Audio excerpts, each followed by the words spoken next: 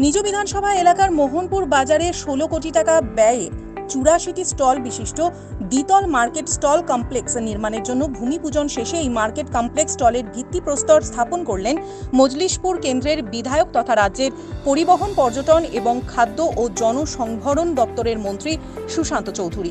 বেকারদের স্বাবলম্বী করে তোলা এবং ব্যবসায়ীদের সুবিধার কথা চিন্তা করে জিরানিয়া মহকুমার মজলিশপুর বিধানসভা কেন্দ্রের মোহনপুর বাজারে এই নতুন অত্যাধুনিক মার্কেট স্টল নির্মাণ করা হচ্ছে, যাতে ব্যবসায়ীরা সুন্দরভাবে ব্যবসা করতে পারেন সেদিকে লক্ষ্য রেখেই তৈরি করা হবে স্টলগুলি।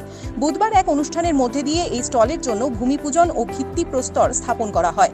এদিন মন্ত্রী সুশান্ত চৌধুরী বলেন, রাজ্যের বিজেপি সরকারের নগর ও গ্রামোন্নয়নের কর্মকাণ্ডের প্রতি এই উদ্যোগ এক উজ্জ্বল ভবিষ্যতের প্রতি আরও একটি পদক্ষেপ।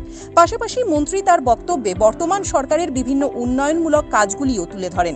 তিনি আরও বলেন, আরেকটি দীর্ঘ বছরের অপূর্ণ দাবি ও স্বপ্ন বাস্তবে পরিণত হতে চলেছে মোহনপুর বাজারের ব্যবসায়ী বন্ধুদের।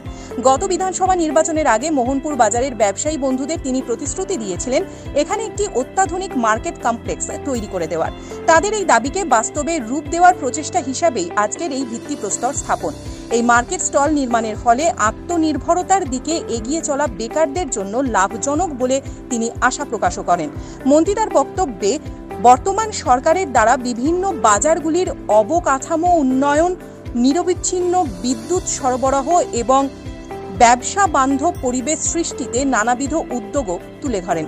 আজকের এই অনুষ্ঠানে অন্যান্য বিশিষ্ট অতিথিদের মধ্যে উপস্থিত ছিলেন জিরানিয়া পঞ্চায়েত সমিতির chairman Manju Das, vice chairman Pritam Debnath, বিশিষ্ট সমাজসেবী গৌরাঙ্গ ভৌমিক সহ মোহনপুর বাজারের ব্যবসায়ীরা। যারা আমাদের দলের সঙ্গে প্রত্যক্ষ বা পরোক্ষভাবে যুক্ত, যে আপনাকে কিন্তু জয়ী করব আমরা, আপনাকে এই মার্কেটটাকে একটু উন্নত করে দিতে হবে। আমি প্রয়োজনীয়তা উপলব্ধি করেছি এবং সেটা করে আমি কথা দিয়েছি যে আমি এটা করে দেব।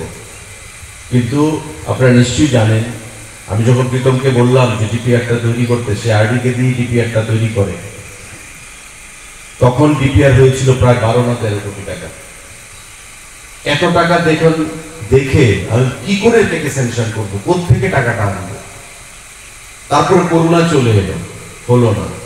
দেখতে দেখতে আবার নির্বাচন চলে এলো। নির্বাচনে জয়ী হয়ে আমি বললাম যে না, আমার দুটো স্বপ্নের প্রজেক্ট আছে, আরো অনেক বড় বড় প্রজেক্ট আছে, আপনারা দেখবেন আগামী দিনে।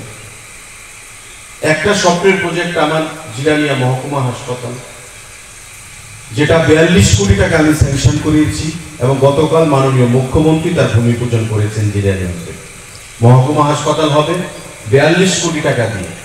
আপনাদেরকে আর আগরতলা জীবিতে গিয়ে অনেকটা ভর্তি হতে হবে না, আপনারা জিরানিয়াতেই ভর্তি থাকতে পারবেন। ঠাকুর না করুন আপনাদের হাসপাতালে ভর্তি হতে লাগে, কিন্তু যদি লাগে আপনারা জিরানিয়াতে স্পেশালিস্ট ডাক্তার থাকবে, এমডি ডাক্তার থাকবে, আপনারা এখানেই ভর্তি হতে পারবেন। রিপোর্ট হাল্লা বল।